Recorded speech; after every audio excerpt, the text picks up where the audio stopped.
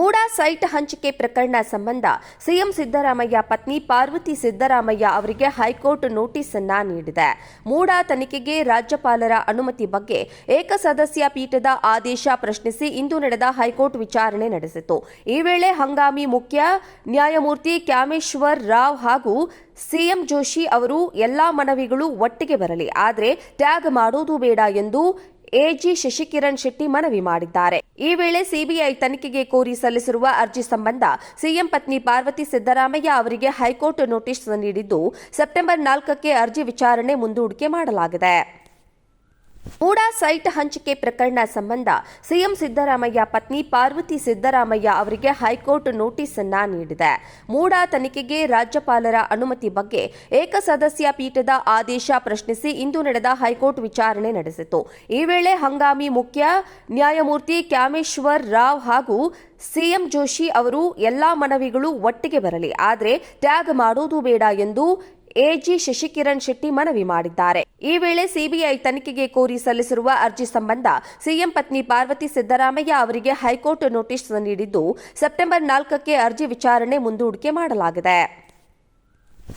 MUDA site ಹಂಚಿಕೆ ಪ್ರಕರಣ ಸಂಬಂಧ ಸಿಎಂ ಸಿದ್ದರಾಮಯ್ಯ ಪತ್ನಿ ಪಾರ್ವತಿ ಸಿದ್ದರಾಮಯ್ಯ ಅವರಿಗೆ ಹೈಕೋರ್ಟ್ ನೋಟಿಸ್ ಅನ್ನ ನೀಡಿದೆ. ಮೂಡಾ ತನಿಖೆಗೆ ರಾಜ್ಯಪಾಲರ ಅನುಮತಿ ಬಗ್ಗೆ ಏಕಸದಸ್ಯ ಪೀಠದ ಆದೇಶ ಪ್ರಶ್ನಿಸಿ ಇಂದು ನಡೆದ ಹೈಕೋರ್ಟ್ ವಿಚಾರಣೆ ನಡೆಸಿತು.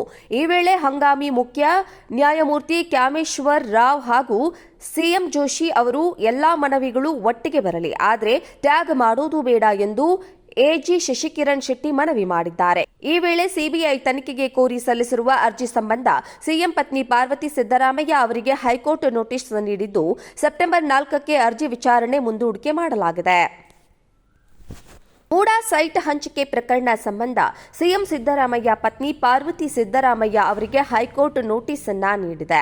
ಮೂಡಾ ತನಿಖೆಗೆ ರಾಜ್ಯಪಾಲರ ಅನುಮತಿ ಬಗ್ಗೆ ಏಕಸದಸ್ಯ ಪೀಠದ ಆದೇಶ ಪ್ರಶ್ನಿಸಿ ಇಂದು ನಡೆದ ಹೈಕೋರ್ಟ್ ವಿಚಾರಣೆ ನಡೆಸಿತು.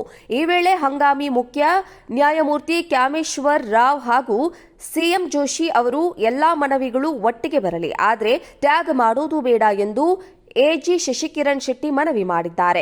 ಈ ವೇಳೆ ಸಿಬಿಐ ತನಿಖೆಗೆ ಕೋರಿ ಸಲ್ಲಿಸಿರುವ ಅರ್ಜಿ ಸಂಬಂಧ ಸಿಎಂ ಪತ್ನಿ ಪಾರ್ವತಿ ಸಿದ್ದರಾಮಯ್ಯ ಅವರಿಗೆ ಹೈಕೋರ್ಟ್ ನೋಟಿಸ್ ನೀಡಿದ್ದು, ಸೆಪ್ಟೆಂಬರ್ 4ಕ್ಕೆ ಅರ್ಜಿ ವಿಚಾರಣೆ ಮುಂದೂಡಿಕೆ ಮಾಡಲಾಗಿದೆ. ಮೂಡಾ ಸೈಟ್ ಹಂಚಿಕೆ ಪ್ರಕರಣ ಸಂಬಂಧ ಸಿಎಂ ಸಿದ್ದರಾಮಯ್ಯ ಪತ್ನಿ ಪಾರ್ವತಿ ಸಿದ್ದರಾಮಯ್ಯ ಅವರಿಗೆ ಹೈಕೋರ್ಟ್ ನೋಟಿಸ್ ಅನ್ನ ನೀಡಿದೆ. ಮೂಡಾ ತನಿಖೆಗೆ ರಾಜ್ಯಪಾಲರ ಅನುಮತಿ ಬಗ್ಗೆ ಏಕಸದಸ್ಯ ಪೀಠದ ಆದೇಶ ಪ್ರಶ್ನಿಸಿ ಇಂದು ನಡೆದ ಹೈಕೋರ್ಟ್ ವಿಚಾರಣೆ ನಡೆಸಿತು.